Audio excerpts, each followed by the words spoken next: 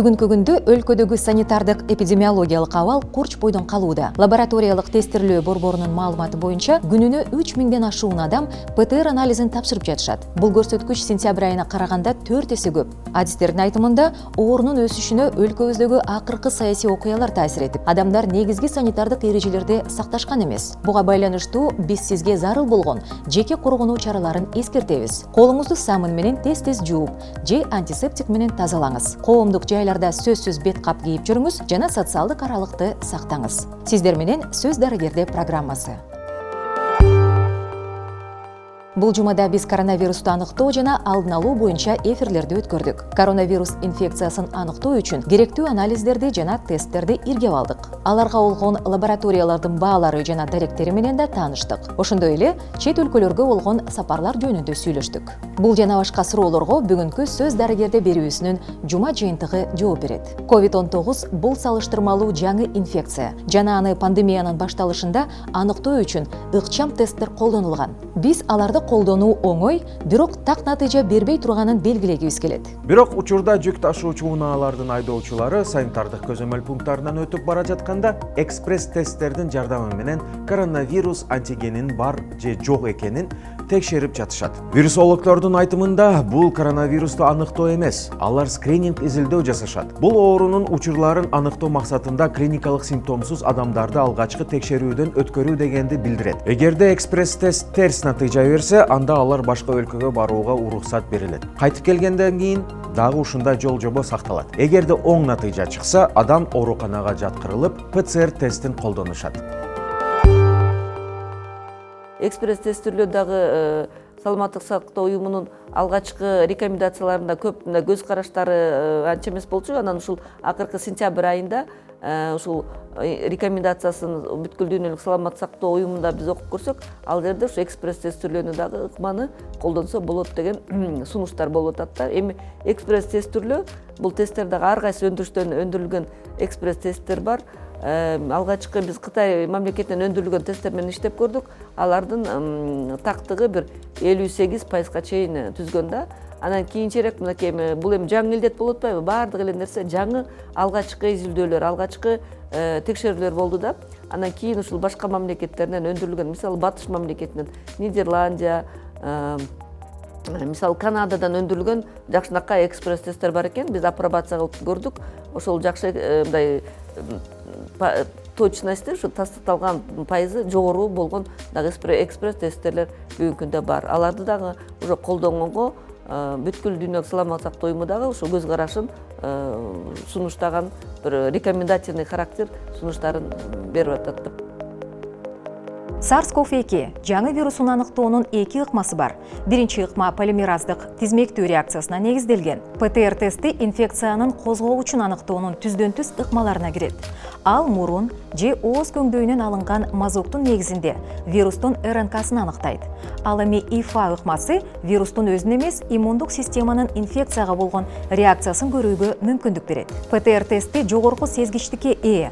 Ал инфекциялык процесстин алгачкы этаптарында, башкача айтканда, оорунун белгилери пайда боло электе вирусту аныктай алат. Көпчүлүк тест системалары алынган үлгүдө вирус эң аз өлчөмдө болсо дагы оңой эле аныктайт. Андыктан анын сезгичтиги 96%га барабар деп белгилешет. Ал эми айрым учурларда жалган терс натыйжалар болушу да мүмкүн. Негизинен бул тест учурда адамга вирус жукканын же жукпагандыгын жана башкаларга жугушу мүмкүн экендигин текшерүү үчүн колдонулат. Жыйынтыгынын тактыгы үчүн ПТР тесттин инкубациялык мезгилде, башкача айтканда, инфекция жуккан учурдан баштап, алгачкы белгилер пайда болгончо бир нече жолу тапшыруу сунушталат. Бул мезгил 5 күндөн 14 күнгө чейинки аралыкка созулушу мүмкүн. Тесттин натыйжасы башка маалыматтардан көз каранды. Мисалы, эпидемиологиялык тарых, клиникалык белгилер, өпкөнүн компьютердик томографиясынын натыйжалары же башка изилдөөлөргө таянуу туура болот. Эгер сизде COVID-19 дагы деле шектелип жатса, анда дарыгер экинчи жолу текшерүүнү сунуштайт. Кийинки ыкма бул иммуноферменттик кандын анализи, кыскача ИФА деп угуп жүрөбүз. Ал адамдын организминде бөтөн антигендер же вирустарга жооп беретинде пайда болгон иммуноглобулиндерди аныктайт. Антителолор же иммуноглобулиндер биздин денебизди ар кандай вирустар жана башка инфекциялык агенттерден коргоп турат.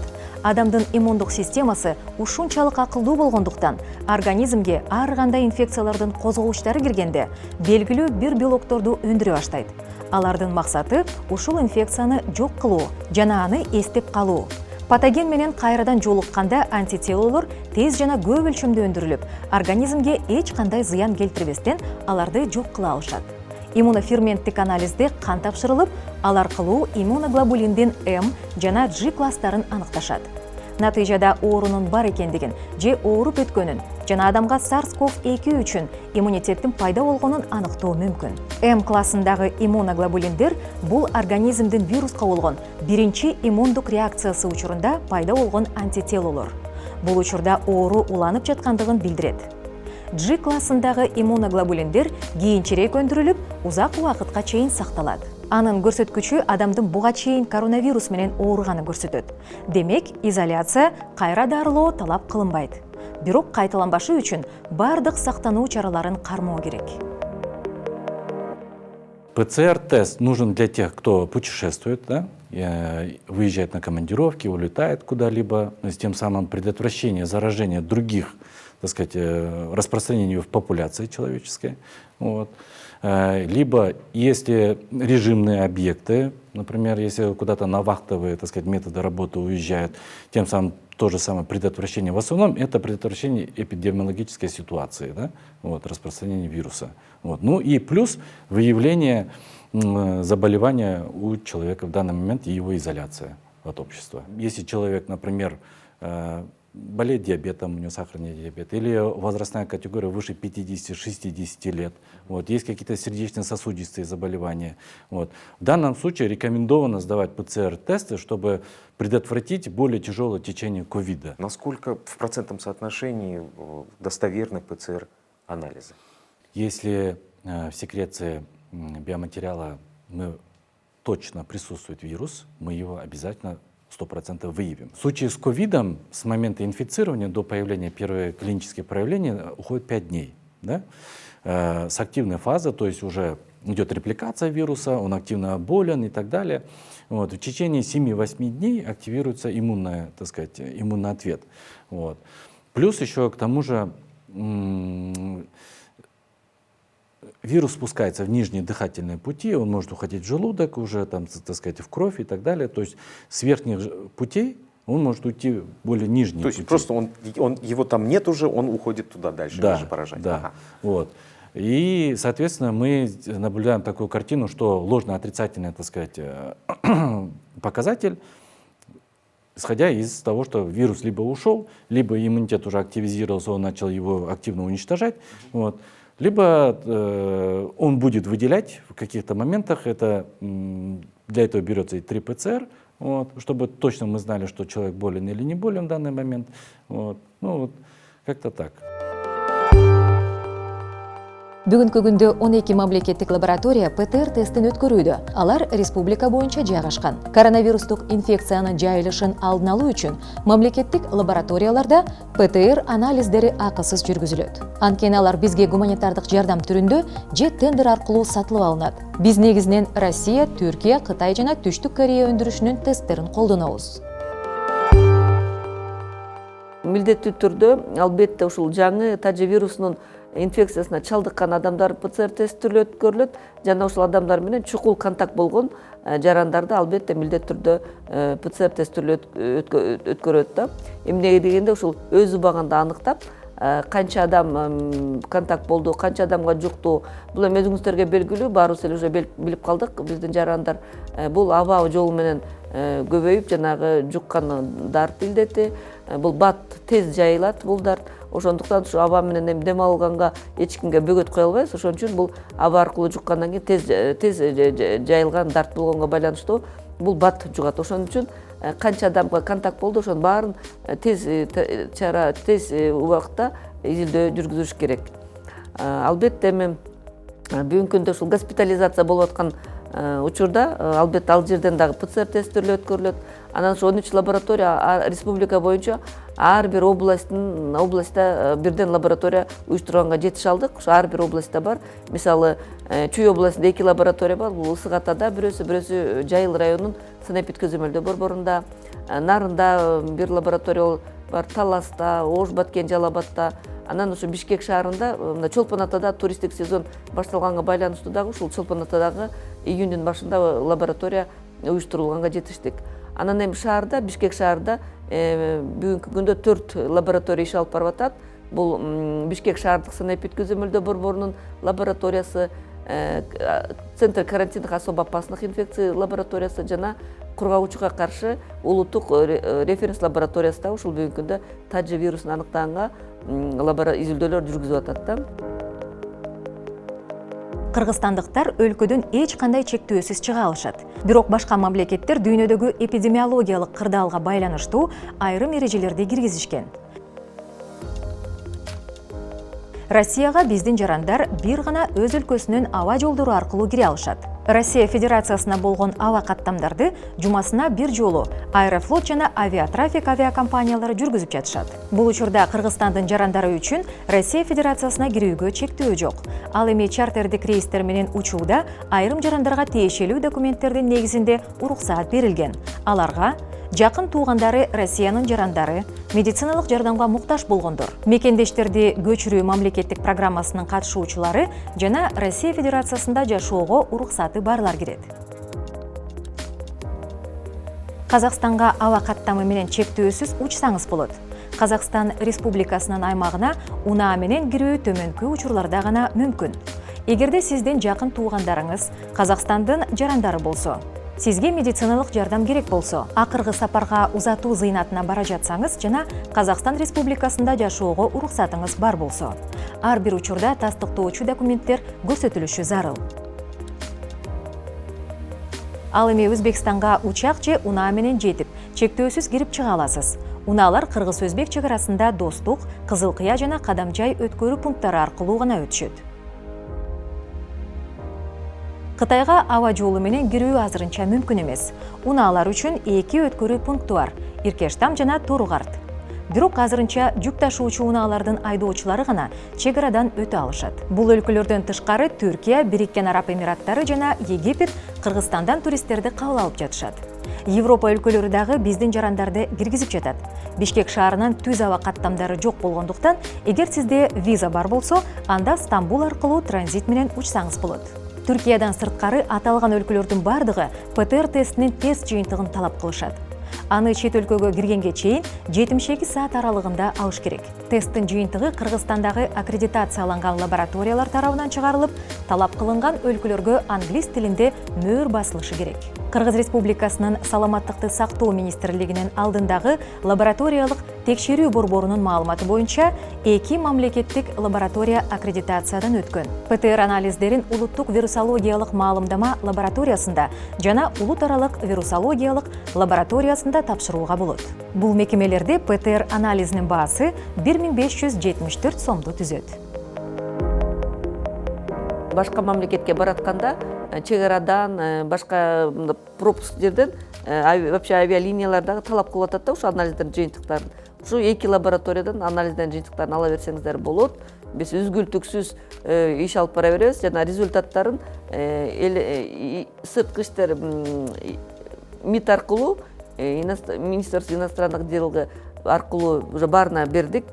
Бул 2 лабораториянын даректери жана ошол менен бирге образецин. Ушул кайсы түрдө образецти результаты деп. Ал образецти орусча, кыргызча, англисче 3 тилде жыйынтыктарын иштеп чыктык. Ушул форматтар уже берилип атат. Андан сырткары биз жетише алдык. Ушу электрондук QR код менен защита болот. Эмнеге дегенде бул эми албетте подделка кылып коюшу мүмкүн. Анан ошол рискти биз предотвращать этиш үчүн, алдын алыш үчүн ушу защита QR код менен киргиздик. Ушул системаны QR код менен телефондон сканировать этип эле, кайсы любой жерге барып сканировать этсе, ошол адамдын ушул справкасы чыгат. Ошондой системаны иштеп чыгып, ошол менен защита кылып, QR код менен анализдер жыйынтыктарын берип атабыз. Анан башка мамлекеттен келгендер дагы алардан да талап кылынып атат. Ошо ПЦР тесттин результатын. Мисалы эми Казакстандан келеби, Орусиядан келеби же Америкадан келеби, алар дагы өздөрүнүн мамлекетинен өткөн ПЦР тестинин жыйынтыгын алып келет. Анан ошо өтүп аткан жерден биз мамлекетке кирип аткан учурларда ошол анализдер талап кылынат. Анан ошол анализдер жок болсо кайра артка кеткенге алгоритм боюнча ошондой шарттар түзүлгөн да. Коронавирусту организмден тапкандан кийин ага антителолор иштелип чыккандыгын билсек болот. Антителолордун болушу кайрадан жугуу коркунучту жокко чыгарбайт, бирок анын ыктымалдуулугу антителолор табылган адамдарга караганда 10 эсе аз. Серологиялык тесттер буга чейин канча адамда COVID-19 симптомсуз же жеңил түрүндө өткөндүгүн аныктап, анын жыйынтыгында жамааттык иммунитеттин пайда болгонун же болбогонун айтууга болот. Мындай изилдөөлөр пандемияга байланыштуу чектөөлөрдү алып салуу боюнча туура чараларды көрүүгө жардам берет. IgM сохраняется недолгое время, порядка до 2 месяцев сохраняется. Это мы видим по нашим анализам, которые люди постоянно приходят раз в месяц, они проверяются, насколько у них высокие титры. Вот. Сводятся практически там, до единицы, до 2 единиц. Вот. IgG, он начинает расти, он растет, доходит до пика в течение 4 месяцев. Вот. От 3 до 4 месяцев. Если, скажем так, через 2 месяца у нее титры около 10, 8 и так далее, то через 4 месяца мы видим 17-20 титры. Вот. Мы ожидали, по крайней мере, западные исследования с момента начала говорили, что через 4 месяца исчезает полностью иммунитет. Мы видим, есть некоторые пациенты, у которых полностью уже отсутствуют антитела. В течение 4 месяцев есть Вообще пациенты, ни G, ни M, все. ни G, ни M уже практически по нулям. Вот. А есть люди, у которых, наоборот, 4 месяцам они доходят пикового состояния, там, вот, именно IgG. Ага, понятно. То есть, а те, кто вот сейчас потеряли все свои иммуноглобулины, они рискуют снова заболеть? Ну, я бы так не сказал. Есть Т-клеточный иммунитет, который вырабатывается у человека, да? То есть это мы уже, организм его запоминает. Он знает, как с ним бороться. Повторного того процесса выработки антител, распознавания патогена ему уже не требуется. До включения иммунитета где-то требуется, ну, скажем так, от нескольких часов с момента инфицирования до суток. То есть если на все полностью все исследование макрофага, его там вхождение в лимфатический узел, ознакомление с дендритами и так далее уходит до появления иммунитета около недели, то в данном случае этого процесса уже не требуется. Он уже знаком, он уже знает, как действовать. Да. И поэтому, да, он может, как, например, в случае с гриппом, мы инфицируемся, на следующий день повышается температура, мы ее переносим в более легкой форме, вот, потому что человек уже не получает таких глобальных повреждений, как, скажем, при первичном инфицировании. И не затрачивает огромное количество времени, чтобы верифицировать, то есть узнать или выделить этот вирус и начать пытаться с ним бороться. Дарыгерлердин айтымында адамдардын көпчүлүгү коронавирус менен ооруп калгандан кийин жамааттык иммунитет пайда болот. Иммунитеттин болушу дүйнө жүзү боюнча эпидемиологиялык кырдаалды жеңилдетиши мүмкүн. Бирок аны жакын арада байкай албайбыз. Андыктан таажы вирусун алдын алуу чараларын так сактап, бет кап тагынып, колубузду антисептик менен тазалап, бөлмөнү желдетип жана 1,5 метр аралыкты сактайбыз. Бул сөз дарыгерде программасы болду. Кийинки чыгарылышта биз лор оорулары жана алардын коронавирустан кандай айырмасы бар экенине токтолобуз. Көрүшкөнчө сак саламатта болуңуздар.